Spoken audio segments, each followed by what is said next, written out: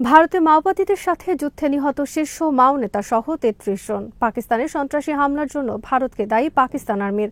ভারত পাকিস্তান যুদ্ধ নিয়ে সামাজিক মাধ্যমে পোস্ট দেয় ভারতে গ্রেফতার বিশ্ববিদ্যালয় শিক্ষক আলী খানকে। কুরস্ক সফরে পুতিন গোটা গাজা দখলের ঘোষণা নেতানিয়াহুর। বুধবার নিহত ৮২ ফিলিস্তিনি। বিডিভিউজ ইনফোটেনমেন্টে স্বাগত জানাচ্ছি আমি সুস্মিতা দাস। আজ জানাবো প্রতিরক্ষা সংক্রান্ত গুরুত্বপূর্ণ কিছু খবর। ভারতের ছত্তিশগড়ে বুধবার তীব্র সংঘর্ষের ঘটনা ঘটেছে ভারতীয় নিরাপত্তা বাহিনী ও মাওবাদী যোদ্ধাদের মধ্যে। এতে নিহত হয়েছেন মাওবাদী শীর্ষ নেতা নাম্বালা কেশব রাও সহ কমপক্ষে ৩১ জন মাও যোদ্ধা। ভারতীয় গণমাধ্যমের খবর অনুসারে সশস্ত্র যুদ্ধে নিহত হয়েছেন নিরাপত্তা বাহিনীর ও কমপক্ষে ২ সেনা। ছত্তিশগড়ের নারায়ণপুর জেলায় বুধবার সকালে ভারতীয় নিরাপত্তা বাহিনী ও মাওবাদী যোদ্ধাদের মধ্যে কয়েক ঘণ্টা ধরে যুদ্ধ চলে।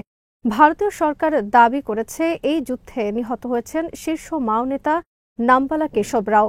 নিহত কেশব রাও ছিলেন মাওবাদী সশস্ত্র বিদ্রোহী বাহিনী কমিউনিস্ট পার্টি অব ইন্ডিয়ার সাধারণ সম্পাদক। কেশব রাও নিহতের ঘটনাকে ভারতের বিজেপি সরকারের পক্ষ থেকে গত ৩০ বছরের মধ্যে মাওদের বিরুদ্ধে সবচেয়ে উল্লেখযোগ্য ঘটনা হিসেবে আখ্যায়িত করা হয়েছে। মাও শীর্ষ নেতা নিহতের ঘটনায় উচ্ছ্বাস প্রকাশ করে ভারতের প্রধানমন্ত্রী নরেন্দ্র মোদী ও কেন্দ্রীয় স্বরাষ্ট্রমন্ত্রী অমিত শাহ বিবৃতি প্রদান করেছেন। নিরাপত্তা বাহিনীর পক্ষ থেকে বলা হয়েছে, নারায়ণপুরে মাওবাদী একটি ঘাঁটিতে একজন শীর্ষ মাও নেতা অবস্থান করছে বলে জানতে পারে তারা। এরপর ছত্তিশগড় তেলেঙ্গানা সীমান্তে নারায়ণপুর, বিজাপুর, দান্তেওয়াড়া ও কোন্ডাগাঁও জেলাসহ বিভিন্ন এলাকায় অভিযান চালানো হয়। নারায়ণপুরে অবুঝামাদের একটি ঘাঁটিতে আক্রমণের সময় যুদ্ধে নিহত হয়েছেন কেশব রাও। কেশব রাও ২০১৭ সাল থেকে সাধারণ সম্পাদক হিসেবে মাওবাদী দলের নেতৃত্ব দিয়ে আসছিলেন এবং এই সময় দলটি দুর্ধর্ষ হয়ে ওঠে তার নেতৃত্বে। পরিচালিত হয় ভারতীয় নিরাপত্তা বাহিনীর বিরুদ্ধে রক্তক্ষয়ী অনেক অভিযান। কেশব রাওয়ের জন্ম ১৯৫৫ সালে ভারতের অন্ধ্রপ্রদেশে।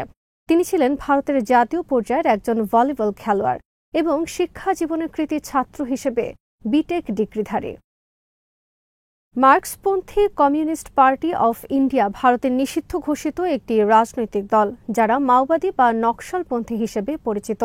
তাদের লক্ষ্য সশস্ত্র যুদ্ধের মাধ্যমে ভারতের কেন্দ্রীয় সরকার উৎখাত করে ক্ষমতা দখল করা।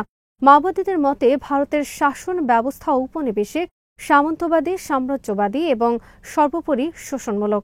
তাই চীনা নেতা মেও সেতংয়ের মতো তারা সশস্ত্র যুদ্ধের মাধ্যমে ভারতের কেন্দ্রীয় সরকারকে উৎখাতের লক্ষ্যে গত ৬ দশক ধরে যুদ্ধ করে আসছে। ভারতের বর্তমান বিজেপি সরকারের লক্ষ্য ২০২৬ সালের মার্চ মাসের মধ্যে ভারতকে মাওবাদ মুক্ত করা। সে লক্ষ্যে গত বছর থেকে মাওবাদী বিরোধী ব্যাপক অভিযান চালিয়ে আসছে ভারতের কেন্দ্রীয় নিরাপত্তা বাহিনীর নেতৃত্বে। ১৯৬৭ সালে ভারতের পশ্চিমবঙ্গ জেলার শিলিগুড়ি জেলার সীমান্তবর্তী নকশালবাড়ি গ্রামে জোত্তারদের অত্যাচারের বিরুদ্ধে বড় ধরনের কৃষক বিদ্রোহ ঘটে। এরপর থেকে ভারতের অন্যান্য অঞ্চলেও দ্রুত ছড়িয়ে পড়ে নকশালবাড়ির এই কৃষক বিদ্রোহ। এই আন্দোলনে তখন সমর্থন দেয় কমিউনিস্ট পার্টি অফ ইন্ডিয়া এবং এর নেতা চারু মজুমদার। সেই থেকে ভারতের চীনাপন্থী বামপন্থীরা নকশালি বা মাওবাদী নামে পরিচিতি পায়। জল, জমি, জঙ্গল এই ৩ দাবিকে ঘিরে দ্রুত মাওবাদীদের সশস্ত্র বিদ্রোহ পূর্ব ভারত থেকে গোটা মধ্য ভারতে ছড়িয়ে পড়ে। ২০০০ সালের পর থেকে ভারতে ব্যাপক আকারে ছড়িয়ে পড়ে কমিউনিস্ট পার্টি অফ ইন্ডিয়ার নেতৃত্বে সশস্ত্র মাওবাদী আন্দোলন। এক পর্যায়ে ভারতের ১০টি রাজ্যের ১৮০টি জেলায় বিস্তার লাভ করে সশস্ত্র এই আন্দোলন। বর্তমানে ভারতের উত্তর পূর্ব থেকে দক্ষিণ পশ্চিম পর্যন্ত বিস্তৃত মাওবাদী অধ্যুষিত এলাকা রেড করিডোর নামেও পরিচিত।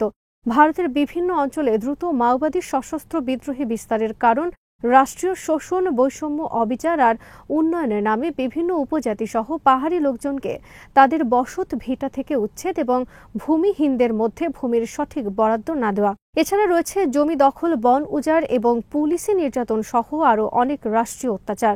২০০৯ সালে ভারত মাওপন্থী কমিউনিস্ট পার্টি অফ ইন্ডিয়াকে নিষিদ্ধ সংগঠন হিসেবে ঘোষণা করে এবং মাওবাদীদের বিরুদ্ধে ঘোষণা করে অপারেশন গ্রিন হান্ট। ২০১৪ সাল পর্যন্ত চলা এই অপারেশনই ছিল মাও বিরোধী সবচেয়ে বড় অপারেশন। ভারতের প্রাচীন রাজনৈতিক দল কমিউনিস্ট পার্টি অফ ইন্ডিয়ার জন্ম ১৯২৫ সালে। চারু মজুমদারের নেতৃত্বে দলটি ১৯৬৭ সালে নকশালবাড়ি আন্দোলনকে সমর্থন দেওয়ার পর ১৯৬৯ সালে গঠন করা হয় কমিউনিস্ট পার্টি অফ ইন্ডিয়া মার্ক্সবাদ লেনিনবাদ। এরপর চারু মজুমদারের নেতৃত্বে শুরু হয় ভারতীয় কেন্দ্রীয় সরকারের বিরুদ্ধে তাদের সশস্ত্র যুদ্ধ। ভারতের মাওবাদ বিশ্বের ৩য় বৃহত্তম সশস্ত্র সংগঠন। মাওবাদীদের হামলায় ভারতে প্রতি 3 দিনে নিহত হয় একজন ভারতীয় সেনা অথবা পুলিশ। মাওবাদ ভারতের জন্য একটি বড় রাজনৈতিক ও নিরাপত্তা সংকট তৈরি করেছে অনেকদিন ধরে। পাকিস্তানের বেলুচিস্তানে বুধবার সন্ত্রাসী হামলায় নিহত হয়েছে কমপক্ষে 5 জন। বেলুচিস্তানের কোয়েটার খুজদারে একটি স্কুল বাসে ঘটে এই সন্ত্রাসী হামলা। এ ঘটনায় পাকিস্তান ভারতকে দায়ী করেছে। পাকিস্তান আর্মির জনসংযোগ বিভাগ ISPR এর বিবৃতিতে বলা হয়েছে, অপারেশন বুনিয়ানুল মারসুস এর কাছে পরাজয়ের প্রতিশোধ নিতে ভারত এখন পাকিস্তানের অভ্যন্তরে সন্ত্রাসী হামলা পরিচালনা করছে। তারা পাকিস্তান বিরোধী সন্ত্রাসী গ্রুপকে মদত দিচ্ছে। পরাজিত ভারত এখন সন্ত্রাসী গ্রুপের মাধ্যমে পাকিস্তানের বিরুদ্ধে প্রক্সি যুদ্ধের কৌশল গ্রহণ করেছে। নয়াদিল্লি পাকিস্তান আর্মির এই অভিযোগ অস্বীকার করেছে। বুধবারের এই সন্ত্রাসী হামলার পর কোয়েটা সফর করেছেন পাকিস্তানের প্রধানমন্ত্রী শাহবাজ শরীফ এবং ফিল্ড মার্শাল আসিম মুনির। এ সময় হামলায় গুরুতর আহতদের দেখতে হাসপাতালে যান তারা। শাহবাজ শরীফ এবং আসিম মুনির উভয়ে পাকিস্তানে বিদেশি মদত পুষ্ট সন্ত্রাস দমনের অঙ্গীকার করেছেন। ভারতের বিরুদ্ধে যুদ্ধে বীরত্ব প্রদর্শনের জন্য ফিল্ড মার্শাল পদ দেওয়া হয়েছে পাকিস্তান সেনাপ্রধান জেনারেল আসিম মুনিরকে। এর আগে পাকিস্তানের একমাত্র ফিল্ড মার্শাল ছিলেন general Ayub Khan. Field marshal হল আর্মির সর্বোচ্চ পদ, যা 5 তারকা সম্পন্ন। সাধারণত যুদ্ধের সময় শত্রুর বিরুদ্ধে অসামান্য বীরত্ব এবং যুদ্ধ জয়ের কারণে জেনারেলদের ফিল্ড মার্শাল পদে উন্নীত করা হয়ে থাকে। এদিকে পাকিস্তানের উত্তর ওয়াজিরিস্তানে গত 19 মে সন্ত্রাসী হামলায় নিহত হয়েছে কমপক্ষে 5 জন। এ ঘটনার তদন্ত শেষে বুধবার পাকিস্তান আর্মির পক্ষ থেকে বলা হয়েছে, ভারতপন্থী ফিতনা আল খারিজ নামক সন্ত্রাসী গোষ্ঠী এই হামলা চালিয়েছে। ভারতীয় গোয়েন্দা সংস্থা এই সন্ত্রাসী গ্রুপটি পরিচালনা করছে বলে অভিযোগ করে পাকিস্তান আর্মির ISPR। মঙ্গলবার কুরস্ক সফর করেছেন রাশিয়ার প্রেসিডেন্ট ভ্লাদিমির পুতিন। বুধবার রাশিয়ার রাষ্ট্রীয় সংবাদ মাধ্যমে প্রচার করা হয়েছে এই সফরের খবর। গত এপ্রিল মাসে রাশিয়া কুরস্ক মুক্ত করার ঘোষণা দেয়। 2024 সালের 6 অগস্ট ইউক্রেন দখল করে নেয় রাশিয়ার কুরস্কের বিশাল এলাকা। দ্বিতীয় বিশ্বযুদ্ধের পর এটি ছিল রাশিয়ার অভ্যন্তরে কোনো বিদেশি রাষ্ট্রের হানা দেওয়ার ঘটনা। দীর্ঘ রক্তক্ষয়ী যুদ্ধের পর রাশিয়া ইউক্রেনের হাত থেকে উদ্ধার করে কুরস্ক। কুরস্কে রাশিয়ার সেনাদের সাথে যুদ্ধে যোগ দেয় কমপক্ষে 10,000 উত্তর কোরিয়ার সেনা। এপ্রিল মাসে কুরস্ক মুক্ত করার পর রাশিয়া আনুষ্ঠানিকভাবে ধন্যবাদ জানায় উত্তর কোরিয়ার সেনাদের। আর এর মাধ্যমে রাশিয়া স্বীকার করে নেয় ইউক্রেনের বিরুদ্ধে উত্তর কোরিয়ার সেনাদের যোগ দেওয়ার ঘটনা। মঙ্গলবার কুরস্ক সফরের সময় পুতিন পরিদর্শন করেন কুরাচটফে নির্মাণাধীন পারমাণবিক বিদ্যুৎ কেন্দ্র। ভারত পাকিস্তান যুদ্ধ নিয়ে সামাজিক মাধ্যমে মন্তব্য করায় গত রোববার ভারতে গ্রেফতার করা হয় অশোকা বিশ্ববিদ্যালয়ের সহযোগী অধ্যাপক আলী খানকে। বুধবার তাকে জামিন দিয়েছে দেশটির সর্বোচ্চ আদালত বা সুপ্রিম কোর্ট। আদালতের আদেশে আলী খানকে অনলাইনে লেখালেখি থেকে বিরত থাকতে বলা হয়েছে, তার বিরুদ্ধে তদন্ত শেষ না হওয়া পর্যন্ত। ভারত পাকিস্তান যুদ্ধ নিয়ে মন্তব্য করায় শাসক দল বিজেপির একজন সদস্য থানায় অভিযোগ দায়ের করেন আলী খানের বিরুদ্ধে।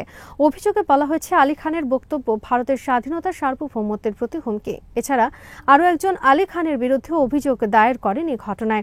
থানায় বিজেপি সদস্যের দায়ের করা অভিযোগের পর রোববার আলী খানকে তার বাসা থেকে গ্রেফতার করে পুলিশ। বুধবার তিনি জামিন পান। আলী খানকে গ্রেফতারের ঘটনা তীব্র প্রতিক্রিয়া সৃষ্টি করে ভারতের বিশ্ববিদ্যালয় সহ উচ্চশিক্ষা প্রতিষ্ঠানে। ঘটনাকে মত প্রকাশের স্বাধীনতার বিরুদ্ধে বড় ধরনের আঘাত এবং মোদী সরকারের পক্ষ থেকে হুমকি হিসেবে আখ্যায়িত করা হয়। আলী খানকে আদালত জামিন দেওয়ায় সন্তোষ প্রকাশ করেছে অশোকা বিশ্ববিদ্যালয়। ভারত পাকিস্তান যুদ্ধ ছড়িয়ে পড়ার পর 42 বছর বয়সী আলী খান তার সামাজিক যোগাযোগ মাধ্যমে লেখেন, অনেক নির্বোধ লোক আছে যারা ক্রমাগত যুদ্ধের জন্য উস্কানি সৃষ্টি করে চলছে, কিন্তু তারা কখনো যুদ্ধ দেখেনি। সংঘাতপূর্ণ এলাকায় বসবাস বা পরিদর্শন তো দূরের কথা। আলী খান তার পোস্টে পাকিস্তানে ভারতের হামলাকে সমর্থন করেছেন এবং একই সাথে যুদ্ধের মধ্যে পরিচালিত বর্বরতা থেকেও সাবধান করেছেন।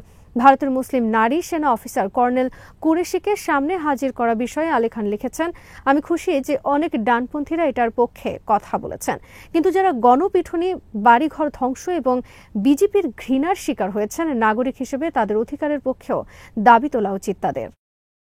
ইসরায়েলের প্রধানমন্ত্রী বেঞ্জামিন নেতানিয়াহু বুধবার বলেছেন, সমগ্র গাজার দখল নেবে ইসরায়েল। বর্তমানে গাজায় যে অভিযান চলছে তার লক্ষ্য অভিযান শেষে সমগ্র গাজার নিয়ন্ত্রণ থাকবে ইসরায়েল আর্মির হাতে।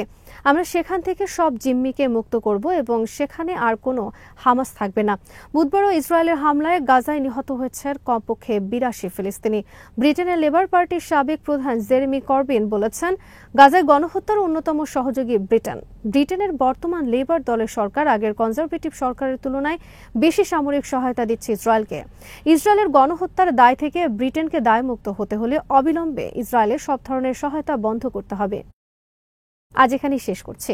সমরাস্ত্র, প্রতিরক্ষা ও কূটনীতির নানা তথ্য জানতে চোখ রাখুন বিডিভিউজ ইনফোটেনমেন্টে। চ্যানেলটি ভালো লাগলে সাবস্ক্রাইব করুন, সংযুক্ত থাকুন আমাদের ফেসবুক পেজে।